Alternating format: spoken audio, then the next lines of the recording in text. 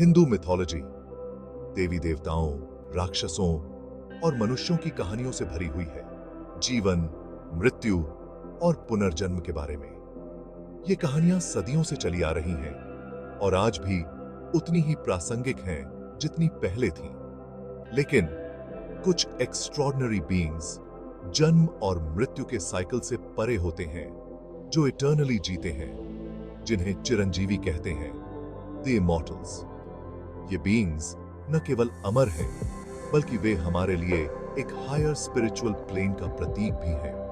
ये 7 प्राणी, हर एक की अपनी यूनिक स्टोरी है, जीवन, धर्म और भक्ति के डिफरेंट एस्पेक्ट्स को रिप्रेजेंट करते हैं। उनकी कहानियां हमें जीवन के विभिन्न पहलुओं को समझने में मदद करती हैं। ये भगवान नहीं हैं, बल्कि ऐसे मनुष्य हैं जिन्होंने डिवाइन ब्लेसिंग्स, कर्सेस या अपने एक्स्ट्रॉर्डिनरी डीड्स के थ्रू इमॉर्टैलिटी प्राप्त की। उनकी कहानियां हमें यह सिखाती हैं कि कैसे हम भी अपने कर्मों से महानता प्राप्त कर सकते हैं। उनका अस्तित्व आत्मा की इटर्नल नेचर और कर्म की शक्ति की याद दिलाता है।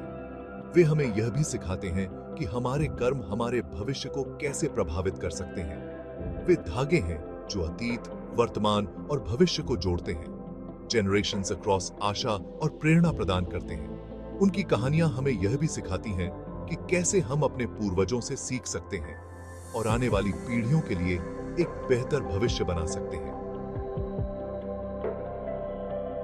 दोनों स्क्रिप्चर्स इन अमर लोगों की कहानियों से भरे पड़े हैं, जो डिफरेंट फॉर्म्स और युगों में एग्जिस्ट करते रहते हैं। ये कहानियां हमें यह भी सिखाती हैं कि समय के साथ कैसे बदलना और अनुकूल होना है।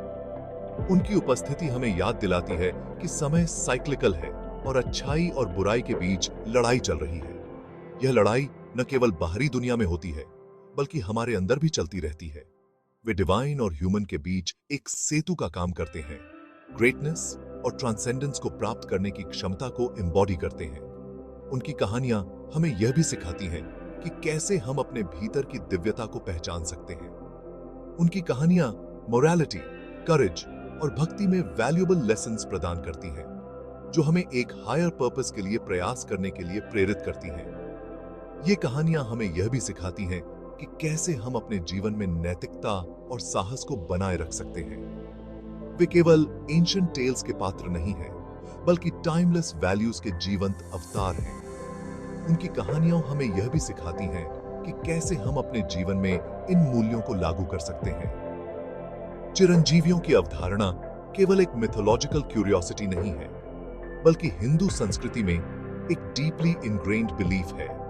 यह विश्वास हमें यह सिखाता है कि कैसे हम अपने जीवन में स्थिरता और निरंतरता पा सकते हैं।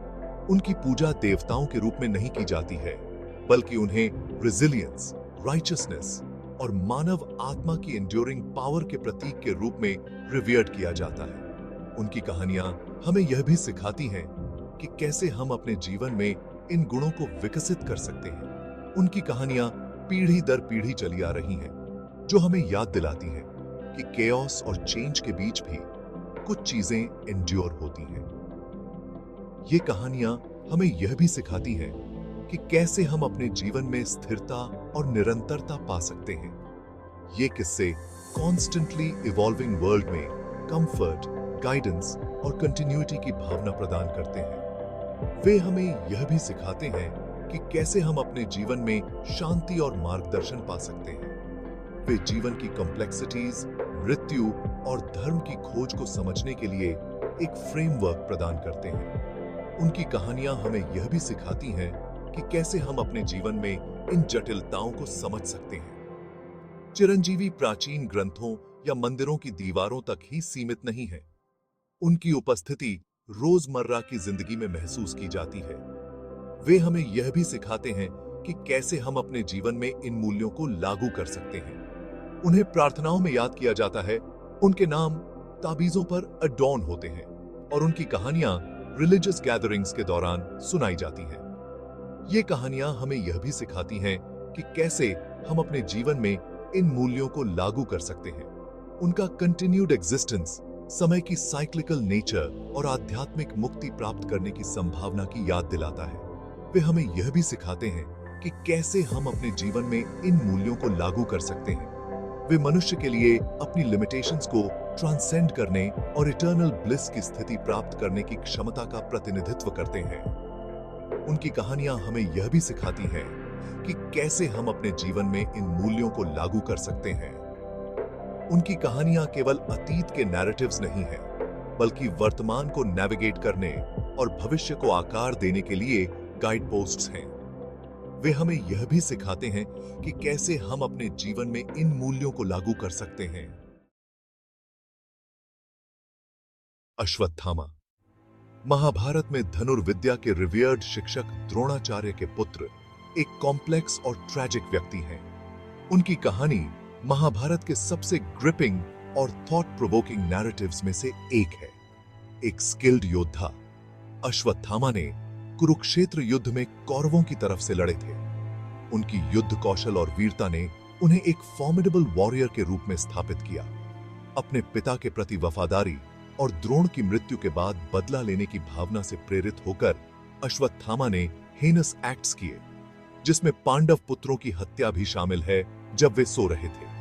यह एक्ट उनके जीवन का टर्निंग पॉइंट बन गया। क्रोध और दुख से भरे उनके कार्यों ने धर्म की सीमाओं को पार कर लिया, जिससे उन्हें कृष्ण से गंभीर अभिशाप मिला। यह अभिशाप उनके जीवन को हमेशा के लिए बदलने वाला था।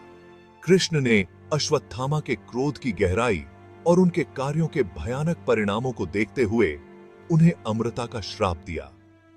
यह श्राप उनके लिए एक इटर्नल पनिशमेंट बन गया। लेकिन यह अमृता वरदान नहीं, बल्कि सजा थी। यह सजा उन्हें उनके पापों की याद दिलाने के लिए थी। उन्हें अपने पापों का बोझ ढोते हुए 3000 साल तक पृथ्वी पर भटकने की निंदा की गई थी। यह भटकाव उनके लिए एक एंडलेस जर्नी बन गया। उनके शरीर को लाइलाज घावों के साथ शाप दिया गया था और उन्हें समाज से बहिष्कृत कर दिया गया था, आइसोलेशन और दर्द में जीने के लिए नियत। यह आइसोलेशन उनके लिए एक परपेचुअल टॉर्मेंट बन गया। इस श्राप ने उन्हें एक सम्मानित योद्धा से एक दुखद व्यक्ति में बदल दिया, जो हमेशा अपने पास्ट डीड से हॉन्टेड रहता है। उनके लिए यह एक नेवर एंडिंग रिमोर्स बन गया। अश्वत्थामा की कहानी क्रोध की डिस्ट्रक्टिव पावर और धार्मिक आचरण के महत्व की याद दिलाती है। यह कहानी हमें सिखाती है कि अनकंट्रोल्ड एंगर कैसे विनाशकारी हो सकता है। एक योद्धा के रूप में अपने कौशल और अपनी अटूट वफादारी के बावजूद उनके कार्यों ने उन्हें डाउनफॉल की ओर अग्रसर किया। यह डाउनफॉल उनके लिए एक इनेविटेबल फेट बन गया। उनकी कहानी नेगेटिव इमोशंस को जजमेंट पर हावी न होने देने के खतरों और विपत्ति का सामना करते हुए भी धर्म का पालन करने के महत्व पर प्रकाश डालती है। यह हमें सिखाती है कि धर्म का पालन हमेशा सर्वोपरि होना चाहिए। वह वेंजेंस के आकर्षण में न आने और राइचस मीन्स के माध्यम से न्याय की तलाश के महत्व के खिलाफ चेतावनी के रूप में खड़े हैं। यह चेतावनी हमें सही मार्ग पर चलने के लिए प्रेरित करती है। अपने हेनस एक्शंस के बावजूद अश्वत्थामा हिंदू पौराणिक कथाओं में एक फैसिनेटिंग व्यक्ति बने हुए हैं। उनकी कहानी हमें मानव स्वभाव की कॉम्प्लेक्सिटीज को समझने में मदद करती है। उनकी कहानी मानव स्वभाव की कॉम्प्लेक्सिटीज को उजागर करती है, जहां सबसे कुशल और समर्पित व्यक्ति भी अपने डार्कर इंपल्सेस के आगे घुटने टेक सकते हैं। यह हमें हमारी कमजोरियों को पहचानने के लिए प्रेरित करती है। वह एक कॉशनरी टेल के रूप में कार्य करता है, जो हमें याद दिलाता है कि सच्ची ताकत न केवल शारीरिक कौशल में, बल्कि नैतिक दृढ़ता और अपनी भावनाओं को नियंत्रित करने की क्षमता में भी निहित है। यह सच्ची ताकत का प्रतीक है। उनका कंटिन्यूड एग्जिस्टेंस, अनराइचस एक्शंस और कर्म की एंड्योरिंग पावर के परिणामों की निरंतर याद दिलाता है। यह हमें कर्म के महत्व को समझने के लिए प्रेरित करता है। बाली, भक्त प्रहलाद के पोते, एक शक्तिशाली असुर राजा थे जो अपनी उदारता और धार्मिकता के लिए जाने जाते थे। उनकी महानता और परोपकारिता की कहानियां दूर दूर तक फैली हुई थीं। पारंपरिक रूप से देवताओं के विरोधी माने जाने वाले असुर होने के बावजूद बाली धर्म के प्रति बहुत समर्पित थे। वे नियमित रूप से ऋषियों और मुनियों के साथ संवाद करते थे और धार्मिक अनुष्ठानों में भाग लेते थे। उन्होंने न्याय और करुणा के साथ अपने राज्य पर शासन किया, जिससे उन्हें अपनी प्रजा का प्यार और अपने दुश्मनों का भी सम्मान मिला। उनके शासनकाल में राज्य में समृद्धि और शांति का माहौल था। उनकी अटूट धर्मपरायणता और धार्मिकता के पालन ने देवताओं का ध्यान आकर्षित किया, जो उनकी बढ़ती शक्ति और प्रभाव से डरते थे। देवताओं को चिंता थी कि बाली की शक्ति उनके लिए खतरा बन सकती है। देवता बाली के बढ़ते प्रभाव से भयभीत होकर मदद के लिए विष्णु के पास गए। उन्होंने विष्णु से प्रार्थना की कि वे बाली की शक्ति को नियंत्रित करने का कोई उपाय करें। विष्णु अपने वामन अवतार में एक बौने ब्राह्मण, एक एक यज्ञ या पवित्र अग्नि अनुष्ठान के दौरान बाली के सामने प्रकट हुए। वामन ने बाली से विनम्रता से कुछ भूमि दान में मांगी। बाली, जो अपनी उदारता के लिए जाने जाते थे, ने बौने को वह सब कुछ देने की पेशकश की जो वह चाहता था। उन्होंने वामन को बिना किसी संकोच के दान देने का वचन दिया। वामन ने दैवीय छल दिखाते हुए अपने छोटे पैरों से नापी गई 3 पग भूमि मांगी। बाली ने बिना किसी हिचकिचाहट के यह मांग स्वीकार कर ली। बाली अपनी बात के पक्के मान गए। बौने की असली पहचान और उसके अनुरोध की विशालता से अनजान, उन्होंने वामन को 3 पग भूमि देने का वचन दिया। 2 कदमों के साथ वामन ने स्वर्ग और पृथ्वी को ढक लिया। बाली के पास अपने वादे के अलावा कुछ नहीं बचा। बाली ने अपनी प्रतिज्ञा पूरी करने के लिए तीसरे कदम के लिए अपना सिर भेंट किया। जब बाली ने तीसरे कदम के लिए अपना सिर भेंट किया, तो विष्णु अपने भक्त के अटूट धर्म से प्रसन्न होकर उसे अमरता प्रदान की। विष्णु ने बाली को आशीर्वाद दिया और उसे महानता का वचन दिया। उन्हें पाताल के स्वामी के रूप में नियुक्त किया गया था और वादा किया था कि विष्णु कलयुग के अंत में कल्कि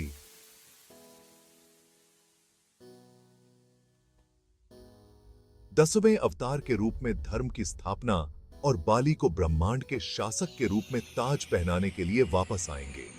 यह वादा बाली के लिए एक नई आशा की किरण था। बाली की कहानी धर्म की शक्ति का प्रमाण है, यहां तक कि उन लोगों के लिए भी जो विशेषाधिकार या दैवीय वंश में पैदा नहीं हुए हैं। यह दिखाता है कि सच्ची धार्मिकता और नैतिकता किसी भी परिस्थिति में फल फूल सकती है। यह धार्मिकता, उदारता और अपनी बात पर कायम रहने के महत्व को दर्शाता है, तब भी जब सीमिंगली इनसरमाउंटेबल चुनौतियों का सामना करना पड़ता है। बाली ने अपने जीवन में कई कठिनाइयों का सामना किया, लेकिन उन्होंने कभी भी अपने सिद्धांतों से समझौता नहीं किया। उनकी कहानी हमें याद दिलाती है कि सच्ची ताकत न केवल शारीरिक शक्ति में, बल्कि नैतिक इंटेग्रिटी और अपने सिद्धांतों के प्रति अटूट पालन में निहित है।